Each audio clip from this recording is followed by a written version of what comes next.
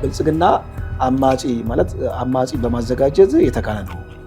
ለምሳሌ ለቲፒኤፍን አዘጋጀ፣ ለሻዕቢያ ደግሞ ቀይ ባህር አፋርን አዘጋጀ እያሉ ሲማሩ አይቻልም።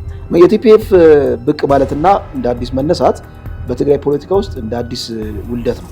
እኔ ምናልባት ይህንን ተቋም መከላከያ አስመራ ይህንን ከጫካ ይዞ መጣውን የጥላቻን ዘረኝነት ነገር አውጥቶ በፍጹም ኢትዮጵያዊነት ይመስለኛል አስመራ የነበረ ብዬ አስባለሁ። ይህን ክደት ላለመፈጸም ያደረገው ብዬ እኔ በግሌ እንዲገምት አድርጎ ቲፒኤልኤፍ ደጋፊዎች ጀነራል ሳሞራን ክፉኛ ነው ያብጠለጥሏቸው።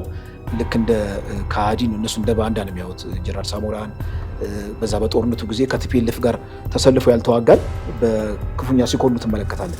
የዩናይትድ ኔሽን የምጠብቃላችሁ አለቅን የሚባል ጫውታና ያለን እንዳታጣ በጣም የከፋ ከመጣ ውሃት አፈግፍጎ አማጺ ሆኖ ኤርትራ የሚቀመጥበት እድል ይህን ማጣት አይፈልጉም።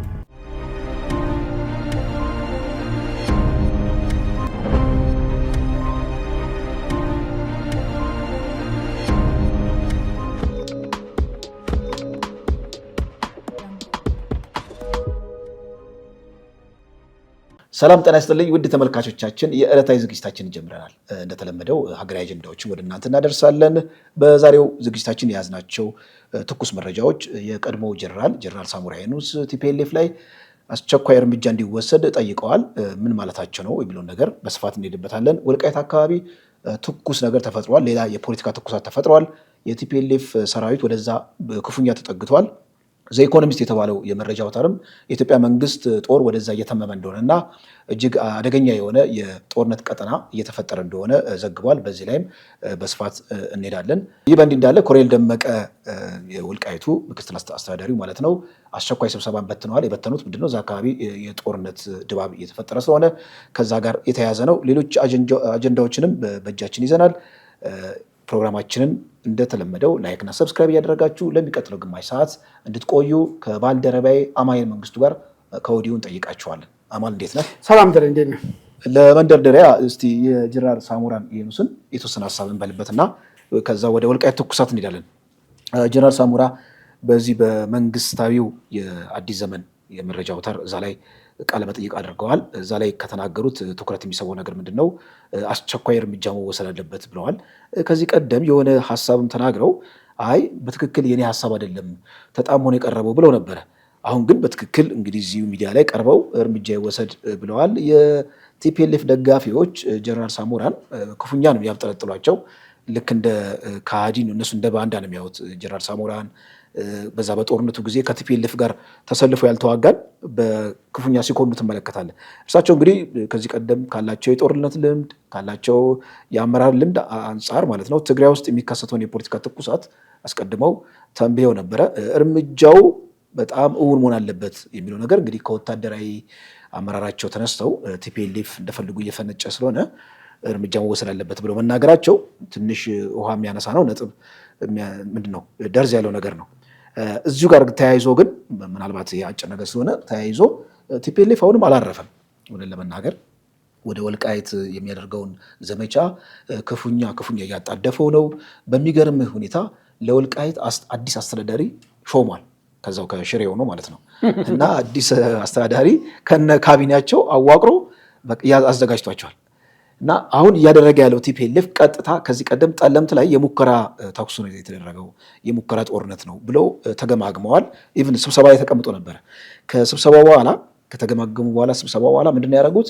አንድ በሱዳን አቅጣጫ፣ ሁለተኛ በኤርትራ ገብቶ ጋሽ ባርካ የሚባል አካባቢ አለ እንግዲህ ወደ ወልቃይት ሰብሮ ለመግባት ከሽሬ የሚነሳል እና በሶስት አቅጣጫ ወልቃይት ላይ በጣም ሞቅ ያለ እጅግ በጣም ጠንከር ያለ የጦርነት ድባብ የተፈጠረበት ሁኔታ አለ። ጦርነትም ለመክፈት ተዘጋጅቷል የሚል ነገር ነው። እዚሁ ጋር ግን ደግሞ ይህን ወሬ በትክክል ስጋ እንዲለብስ ያደረገው ዘኢኮኖሚስት የተባለው ተአማኝነት ያለው የመረጃ አውታር የኢትዮጵያ ሰራዊት ከወትሮ ለየት ባለ መልኩ ወልቃይት አካባቢ ወታደሮችን አከማችቷል። ይህም የሚያሳየው ምንድን ነው? በሁለቱ መካከል ያለው ጦርነት ከዚህ ቀደም እንደ ዝም ብሎ ብልጅ ድርግም ብሎ ነበረ፣ ይሄኛው አይቀሬ ነው የሚል ነገር ነው። የጀነራል ሳሞራን የኑስን የተወሰነ በልበትና የቲፒኤልኤፍ እና በወልቃይት በኩል ከፌዴራል መንግስቱ ጋር ያለው ጦርነት አይቀሬ መሆኑ እሱ ደግሞ የምናነሳው ሀሳብ ነው። መልካም አመሰግናለሁ ደሬ። እንዳው የጀነራል ሳሞራ የኑስን ጉዳይ ስናነሳ አሁን ያሉት ነገር ብቻ ሳይሆን እኔ ትንሽ ወደኋላ መለስ ብለን ነገሮችን ብናይ ለምንድን ነው የጀነራል ሌሎቹ ጋር ያልተለመደ አቋም ሊይዝ የቻለው የሚለው ነገር በደንብ መታየት መቻል ያለበት ይመስለኛል። እንግዲህ እንደምታስታውሰው ሁሉም ቀድሞ እንኳን 1993 እንኳን በጸብም ከህወሓት ጋር የተለያየ ጻድቃንን ጨምሮ ሁሉም ተጠራርቶ ጦርነት መግጠም አለብን ብሎ ጦርነት በገጠሙበት ሰዓት እስከ መጨረሻው ሰዓት ድረስ ለውጡ እስከመጣ ድረስ አራጊ ፈጣሪ ሆኖ በቲፒኤልኤፍ ሄጀሞኒ ውስጥ ግንባር ቀደም ሰው ሆኖ ስልጣን ላይ የኖረ ሰው ይሄን ነገር ሊተባበር ያልቻለበት ምክንያቱ ለምንድን ነው የሚለው ነገር በደንብ መታየት ያለበት ነገር ይመስለኛል። ለምን በዛ ሰርክል ውስጥ የነበረው ሁሉም ኢቨን ሰርክል ከሰርክሉ እንኳን የወጣ ከዛ ውጭ የወጣ እንኳን ተቃዋሚ ነኝ ያለ ሁሉ እንኳን አብረን መፋለም አለብን ብሎ ጫካ በገባበት ሁኔታ ውስጥ ጀነራል ሳሞራ እስከ መጨረሻው አብሮ ከቲፒኤልኤፍ ጋር ነበሩ። በቲፒኤልኤፍ ባመጣው ስልጣንም እስከ መጨረሻ ድረስ ተጠቃሚ የነበሩ ሰው ናቸውና ለምንድን ነው ያሉት የሚለው ነገር እኔ በደንብ መታየት መቻል ያለበት ይመስለኛል። መቼም እንደሌሎቹ ሰበብ ቆጥሮ ትግራይ ሄዶ ከዛ ትግሉን ውስጥ መቀላቀል ምናምን ኮርዲኔት ማድረግ ያቅታቸዋል ብዬ አላስብም ነበር። ምግባይ ከዚህ አይደል ሄደው ብዙዎቹ ይዟል እንደም መሄድ የሚቻልበት ሁኔታዎች ነበሩና ለምንድን ነው ያላደረጉት ጀነራል ሳሞራ የሚል ነገር ነው። በደንብ እሱ በጣም መታየት ያለበት ነገር በስነ ልቦና ደረጃ ለየት ያለ ስነ ልቦና ለምን አዳበሩ የሚለው ነገር መታየት አለበት። እኔ ምናልባት ይሄን ሳነሳ አስብ የተደረገው ነገር ሰራዊት ላይ ነው ክደት የተፈጸመው ነገር አይደል? ሰራዊት ራሱ ክደት ለመፈጸም ተባባሪ አለመሆናቸው ምናልባት የቲፒኤልኤፍ የዘረኝነት አስተሳሰብ ሰብሮ ወጥቶ ፍጹም በኢትዮጵያዊነት መንፈስ ውስጥ ገብተዋል ወይ ግለሰብ?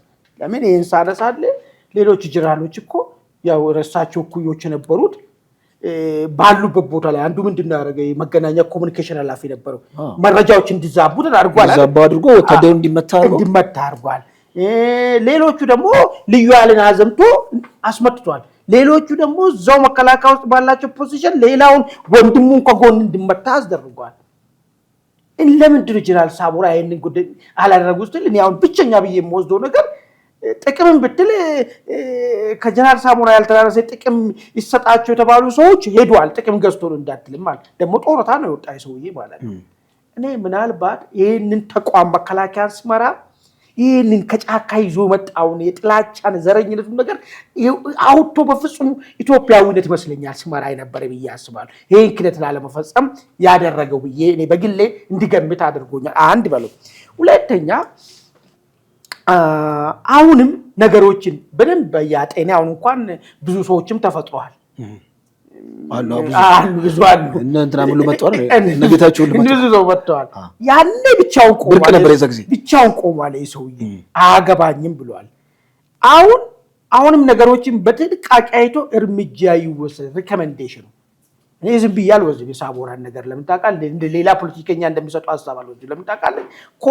ኮንሲስታንሲ ስለሌላቸው ሌሎች አሁን አቶ ጌታቸውም ቢሆን ትላንትና አዘምቶ ሲያዋጉት ነበሩ። አሁን በሳሞራ በሚሰጠው ቶን ልክ አልወስደውም። የሚገርም ይቅርታ አድርግልኝና ለምንድን ነው ኮንሲስታንሲ የላቸውም። ይህ ሰውዬ ግን ኮንሲስታንሲ አለው። ትላንትና ምን ብሎ ነበር? ዛሬም ደግሞ የሚያዋጣ የትግራይ ነገር ሰላማዊ ለማድረግ ከተፈለገ የእርምጃ ይወሰድ ረባሾችን አይምር ሪኮሜንዴሽን ነው የሰጠው። ስለዚህ ይሄ ሪኮሜንዴሽን ተራ ሪኮሜንዴሽን አይመስለኝም። በደንብ የትግራይ ችግር ብልቱ ማየት የሚችል ሰው ይመስለኛል ማለት ነው። አይ ቲንክ ትግራይ በተመለከተ ወደ ጦርነቱ ለድባብ ባለፈው ሞከረ ትንሽ ያው እንግዲህ በድሮን ኮርኮም ተደርጓል። በተወሰነ ደረጃ ደግሞ የቲፒኤልኤፍ ያለው የጦር ቁመና በእርግጥ እንደዚህ ቀደሙ የሚያስመካ ነው ወይ? ምክንያቱም ከዚህ ቀደም በነበረው ኮንቬንሽናል ጦርነት እጅግ በጣም ተዳክሞና አልቋል እና ቲፒኤልኤፍ አሁን ያለው አፉ ብቻ ነው። የተወሰኑ የአሮጌ መሳሪያዎችን ለአውደሪ ያቀርብና አለው ብሎ ሲፎክር ይታያል የሚል ነገር ነው።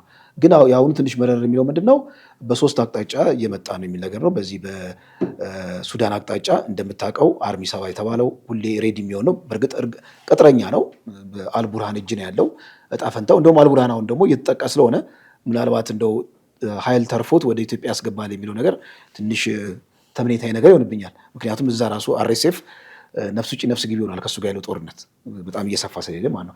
ኦኬ በዚህ በወልቃይት መስመር እየመጣ ነው ከሱዳን የሚል አለ። ወደ ኤርትራ እንግዲህ ሻዕቢያ ጋር ገብቶ በሻዕቢያ በዚህ በጋሽ ባርካ በሚባለው መስመር በዛ ሊመጣ ነው መጥቷል። ኦልሬዲ እዛ አካባቢ ተከማችቷል የሚል ነገር አለ። ጠለምት አለ።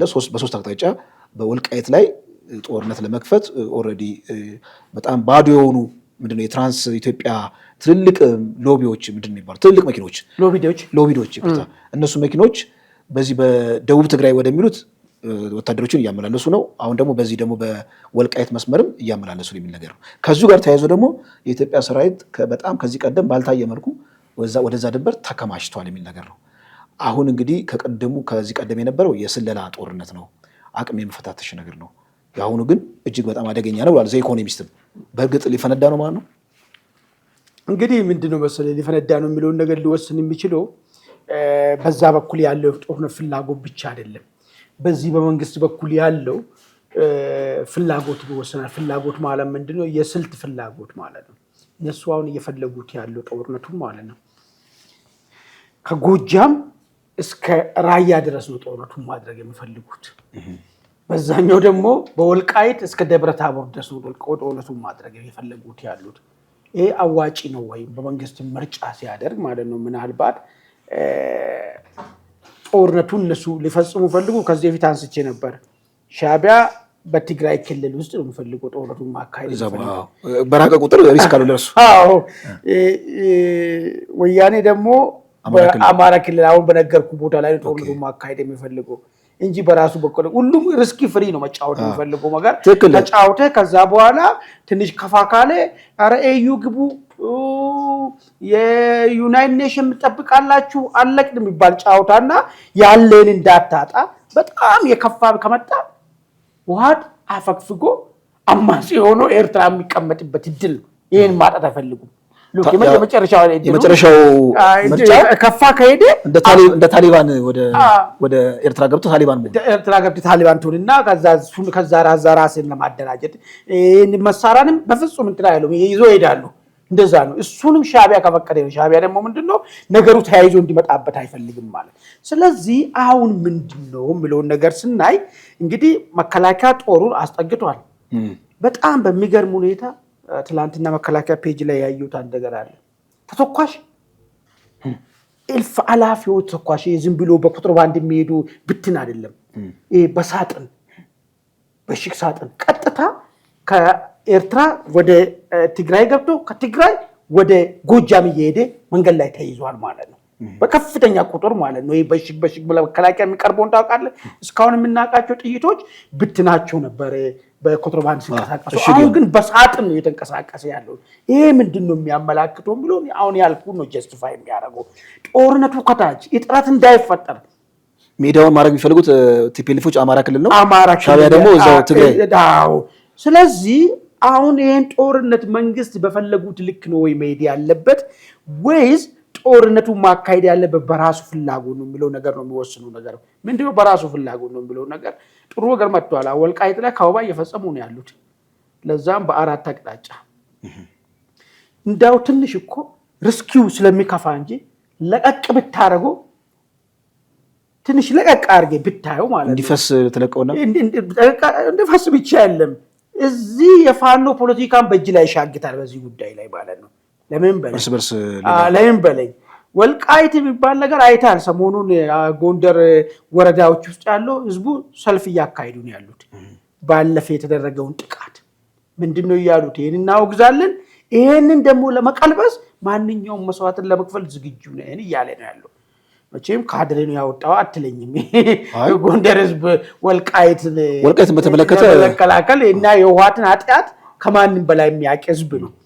ስለዚህ አይፈልግም ዳግም ማየት ነው አይፈልግም። ስለዚህ ይሄ እንቅስቃሴ የተፈጠረ ያለው እንዳው ትንሽ ለቀቅ ብታረገው እዚህ ያለው እነሱ የሚፈልጉትን አማራ ክልልን የጦር ሜዳ ማድረግና ወልቃይት ከፊት ለፊትም ከኋላም እንዲመታ የተሰራ ያለው ነገር የሚቆምበት ድሉ በጣም ጠባብ ነው። ፋኖም አጣብቂኝ ውስጥ የሚገባበት አሁን ዳርዳር ብሏል። ባለፈ ሲጠየቁ እኛ የማንነት ጥያቄ ምናምን ብሏል። ደፍሮ ወልቃይት አላሏት።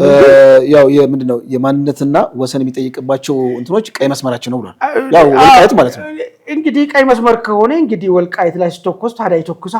ለዛ እኮ እንትና ማን ነው ሲዬም እኮ ያለው ፋኖና ቲፒኤልኤፍ ሊገናኙ የማይችሉት አንደኛ መሬት የሚባለው ነገር በመካከላቸው አለ። መሬት ወልቃይት ጉዳይ ማለት ነው። ወልቃይት ጉዳይ ከመካከላቸው ካላወጡ ሁለቱ አሊያንስ የሚፈጥሩበት ሁኔታ በጣም ስለዚህ ተኩሳ አሁን ኮሎን ሊያወሩ ተቃለ ይሄ ቃል ለአንዱ ቃል ሆኖ ይቀራል፣ ለሽንገላ ቃል ሆናል። ለአንዱ ፋኖ ደግሞ ተግባር ህይወቱን የሚሰዋለት ጉዳዩን የሚመጣው ነገር ማለት ጦርነቱ ሲገፋ ብዙ ነገር ይፈጠር። ስለዚህ ይሄንን መጀመሪያ ይሄን ቋጥሮ መበተን አለበት መንግስቱ ጦርነት ከመሄዱ በፊት ማለት ይሄንን የተፈጠረውን እዚህ ጋር ያለውን ነገር ዝም ብሎ አንድ መስሎ ተጀብኖ አንድ ላይ ያለው ነገር በተን እንድል ሁኔታዎችን መፍጠር ነው። አንድ በለኝ።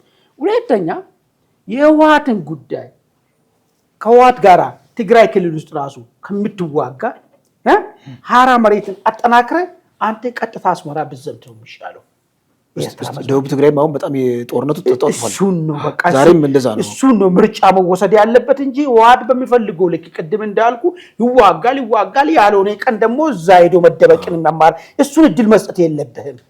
በሀራ መሬት በኩል እያዳከምከው አንተ ግን ከዋናው ጋር ሄደ መዋጋትና ምንጩን በዛ መቁረጥ ነው። ከዛ የሚመጣውን ሀሳብም ድጋፍም ኢነርጂንም ከቆረጥኮ የህወሓት ጉዳይ ማስገደድ ትችላለህ። ህወሓት እኮ አልቆየም እኮ ምን አዲስ ነገር ጨመረ? እባካችሁ አድኑን ከመደምሰስ አድኑን ብሎ ፕሪቶሪያን በፈረመበት ምን አዲስ ነገር ጨመረ? እስቲዋል የሻዕቢያ ምንም ካልሆነ በስተቀር ምንም አልጨመረም። ምን ጨመረው ነው? እዚህ ላይ ማከለግና ጥሩነት ምንድነው አይተው ከሆነ ቲፒኤልኤፍ ከፌደራል መንግስቱ ጋር ግጭት ሲፈጥር በአብዛኛው ጊዜ የሚጠቀምበት ምንድነው ለፐብሊሲቲ ነው። ልክ ዓለም አቀፍ ትኩረት ያገኛል። ቶሎ ወደ ኤዩም ወደ ኢዩም ደብዳቤ ልካል። አይተው ከሆነ አሁንም አዘጋጅተዋል። በነገራችን ላይ ልኡካን አዘጋጅቻለሁ። በቃ ልኡካን አዘጋጅቻለሁ። ፕሪቶሪያ ስምምነት በአዲስ መልክ እንዲታደስ ስራዎች መሰራት አለባቸው እያለ ነው። አሁን ቅድም ያነሳው ነጥብ አለ። አንተ ከሀራ መሬት ጋር ጦርነት የሚገጥም ከሆነ ደብዳቤ መላክ ያቆማል።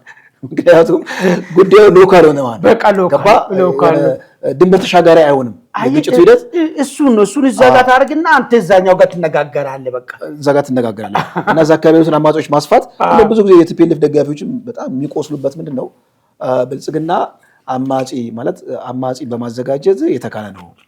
ለምሳሌ ለቲፒኤልኤፍ ቲፒኤፍን አዘጋጀ፣ ለሻዕቢያ ደግሞ ቀይ ባህር አፋርን አዘጋጀ እያሉ ሲማሩ አይቻለሁ። የቲፒኤፍ ብቅ ማለትና እንደ አዲስ መነሳት በትግራይ ፖለቲካ ውስጥ እንደ አዲስ ውልደት ነው። ምክንያቱም አንደኛ ቲፒኤልኤፍ ብቻውን ፈላጭ ቆራጭ እንዳይሆን ያደርገዋል። ሁለተኛ ቲፒኤልኤፍ እያጭበረበረ ግጭቱን ኢንተርናሽናላይዝ የሚያደርግበትን ተንደንሲ ዜሮ ያስገባበታል ማለት ነው። እዛው ሎካል ያደርገዋል። ሁለተኛ ነገር ምንም አለ መሰለህ ባለፈ የተበላሸ ነገር ነበር አይደል? የማይካድ ነገር በጦርነቶች ጊዜ ማለት ነው። በዛም በዚህም ማለት ነው። ይህንን የፕሮፓጋንዳን እንትን ያሳጧል። ቲፒኤልኤፍን የመጣው የእሱ ወንድም ነው፣ ጓደኛው ነው። መጡብህ ጄኖሳይደሮች ምናምን ብሎ ነገር የሚቀርብ ታሪክ ይሆናል። ገብቶሃል አይደል? ህዝቡን ደግሞ በፕሮፓጋንዳ በጣም ስለሚሰለብ የመደንገጥ ሁኔታ ነበረው። አሁን ግን ቢመጣ ወንድሙ ነው የሚመጣው። ገብቶሃል አይደል?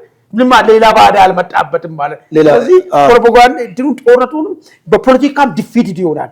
በወታደራዊ ብቻ ሳይሆን ፖለቲካም ዲፊት ይሆናል። ኢቭን ትርክት ላይ እንዳልከው በፊት አሁን የጩኸት ትርክት ነበር አለ የተገደልኩ ምንድነው ጄኖሳይድ ተፈጸመብኝ የሚለውን ትርክትን ራሱ አሁን አደጋ ውስጥ የሚከተው እርስ በርስ ስለሚሆን ማለት ነው። መንግስት ከሆነ ግን ዲሞናይዝ ለማድረግ ቀላል ስለሚሆን ማለት ነው። ወደሚቀጥለው ነጥባችን ስናመራ ባለፈው ነካ አድርገነዋል። የተወሰነ ብንልበት ወደድኩ። አቶ ገዱ እንግዲህ አየሩን ይዞታል እና በነገራችን ላይ እርሳቸው ምላሽ ከሰጡ በኋላ የወያኔ ደጋፊዎች የእርሳቸውን ንግግር አውጥተው ሲዘባበቱ ነበረ። ምንድነው አቶ ገዱ ያሉት?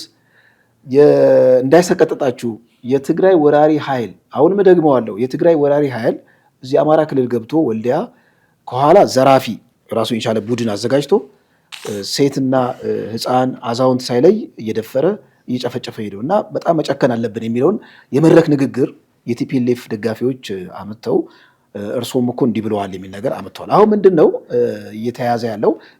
የእሳቸውን ምላሽ እንሄድበታለን፣ ነካ ነካ እናደርገዋለን።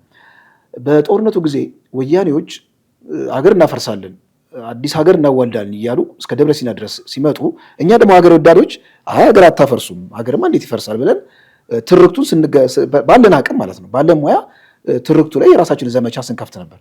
አሁን ቲፒኤልኤፍ በሙሉ ማለት ነው ያ ሁሉ ኃጢአቱ ጠፍቶ እንደዛ ሀገርን ሲከላከሉ የነበሩ ትርክቶችን ሁሉ አምጥቶ ልክ እንደ ጄኖሳይደር የመቁጠር ሁኔታ አለ። አሁን እሳቸው እዛ መድረክ ላይ የተናገሩት ንግግር ምንም ስህተት የለውም። በነገራችን ላይ ስህተት የለውም። እኔ አሁን ስመለከተው እኔም ልናገረው የሚችል ነው በዛ ዘመን ማለት ነው። ምክንያቱም ቲፒኤልኤፍ እየመጣ ያለ ምንድነው ሀገር አፍርሳለሁ፣ ሀገር አውድማለሁ፣ ማንም ባህላዊ ጨዋታ ጦርነት ምናምን እያለ ነው እየመጣ የነበረው እና ሁላችንም ስሜታዊ የሆነን ስንናገር ነበር የሚል ነገር ነው። እሳቸው አቶ ገዱ እንግዲህ ለፓርላማው ምላሽ ሰጥተዋል። በሁለት መልኩ እንመልከተው የአቶ ገዱ ንግግር። አሁን እንግዲህ እኛ ልክ እንደ ተንታኝ ስንመለከት ተንታኝ ሆነ ስትመለከት የአንድን አካል ልክ እንደ መጽሐፍ ቅዱስ ቃል ዝም ብለህ ትክክል ነው ብለህ አትወስደውም። ኦኬ፣ በሁለት መልኩ እንመልከት። ትክክል ከሆነ የተናገሩት ነገር ኦኬ፣ ጠቅላይ ሚኒስትሩ ኦልሬዲ ወደዛ አላኩም ውሸት ነው ምናምን ብለው ተናግረዋል። እንደውም ከትግራይ ጋር በጣም የተለያየ ትርክትን ተናግረዋል እርሳቸው ማነው አቶ ገዱ። ኦኬ፣ አቶ ገዱ በእርግጥ አሁን ያሉበት የፖለቲካ ቁመና ምናልባት ኤርትራ ሄደው ልክ ጠቅላይ ሚኒስትሩ የተናገሩትን ማለት ነው ጠቅላይ ሚኒስትሩ በቃ ኤርትራ መንግስት ወንጀል እየፈጸመ ነው፣ መሬት ላይ ያለው ወንጀል እየፈጸመ ነው፣ ስለዚህ ይህንን መፈጸም የለበትም፣ በንግግር በሰላማዊ ማዕቀፍ ጉዳዩን እንፍታው ተብለው ተልከዋል የሚል ነገር ነው። ያንን ነገር በትክክል ቢናገሩ አሁን እንደዛ ጠቅላይ ሚኒስትሩ ትክክል ልከውኛል ብለው ቢናገሩ የፖለቲካ ምንድነው ህልውናቸውን አደጋ ውስጥ አይከተውም ወይ? ምክንያቱም ውጭ ሀገር ያለው የፖለቲካ ቴምፖ ከጠቅላይ ሚኒስትሩ ጋርና ከኤርትራ ጋር ያለው የፖለቲካ አጠቃላይ ቆርቋሶ እናውቀዋለን ማለት ነው። ስለዚህ ጠቅላይ ሚኒስትሩን የበለጠ ዲመናይዝ ማድረግ አለብህ በአብዛኛው ጊዜ ማለት ነው። ውጭ ሀገር ላይ ስትመለከተው በሁሉም አስፔክት ዲመናይዝ ማሰይጠን አለብህ እና ካላሰይጠኑ እርሳቸው የፖለቲካ አደጋ ውስጥ አይገቡም ወይ? ሁለተኛው ሴናሪዮ ነው። መጀመሪያ ኦኬ ትክክል ከሆኑስ ለክራቸው ተናግረው በቃ ጠቅላይ ሚኒስትሩ የተናገሩትን በሙሉ ነው ምላሽ የሰጡት ብለን እንቀበል አንድ ብዬ፣ ሁለተኛ ደግሞ አይ ፖለቲከኛ ስለሆኑ ምናልባት ቀባብተውት የፖለቲካ ኮንስፓይሬሲ ውስጥ ከተው እንደው እዛ ያለውን የፖለቲካ አጠቃላይ አትሞስፌር ጤናማ ለማድረግ ለዛ ለሚመቸው አድርገው አቀረቡት ብንልስ ሁለተኛው ማለት ነው። ኦኬ ማንም አይከለከለንም ሴናሪዮ ስለሆነ ማለት ነው። እኛ ሁለቱም ፖለቲከኞች ናቸው፣ የራሳቸውን ሀሳብ ነው ያንጸባረቁት። እኛ ደግሞ በገለልተኝነት ነው ጉዳዩን ጀጅ የምናደርገው ማለት ነው። በዚህ መልኩ በሁለት መልኩ ማየት እንችላለን የሚል ነገር ነው። እስኪ የተወሰነ እስኪ ሀሳብ ያንተ እንዲያው ምንድን ነው መሰለህ አቶ ገዱ ጽሁፍ መልሱን ሰጦ ምንድን ነው ታይትል የሰጡት ነገር አለ። አሳ ጎርጓሪ ዘንዶ ያወጣል። እውነትም ነው። ይህ ዘንዶ አቶ ገዱ ላይ ወጣ ይመስለኛል። ለምን በለኛ አንድ ነገር ሀሳብ ላንሳና ከዛ ወደ መልሳቸው ሄዳለሁ። የወልዲያው ንግግር የወልዲያውን ንግግርና እንዴ በሁማ ዌቭ እንዋጋ ብዙ ነገር እኮ ነበር ሲባል እኮ የነበረው እኮ የወልዲያው ንግግር እሳቸው ምን ያህል እንደ ህዝብ ነው ጥላቻ ነበራቸው ነገር ማለት ነው። የትግራይ ወራሪ ኃይል ብለዋል። በቃ ያ ነገር ደግሞ ምንድነው በወቅቱ ከዛ አካባቢ የመጡት ኃይሎች ሲፈጽሙ የነበረው ነገር ይታወቃል። አሁን ዛሬ ንጽህና ምናምን ይባል ማንም የለም። የተደረገው ለማንኛውም አክሽን ዜር ሪአክሽን ነው አይደል? ጫውታው ማለት ነው። በዛ በኩል ለተደረገው ነገር መልስ እዚህ በኩል ተፈጽሟል። ይሄ በቃ ሁላችን ተያይዘን ወደቅንበት። እንደ አገር መሻገር ከተፈለገ ሁሉም እንደ አገር መሻገር ከተፈለገ ንጽህናና ጥፋትና ትክክለኝነት የሚለውን ነገር እኮ የሚኖረው እኮ የተጎዳ አንድ ወገን ብቻ ሲሆንና ጎጂው አንድ ወገን ሲሆን ሌላ ወገን ብቻ ሲሆን ነው። ሁሉም ነው ያደረገው ያን ነገር ማለት እንደ አገር ነው የወደቅነው፣ እንደ አገር ከስረናል። ይሄን መቀበል መቻል አለብን።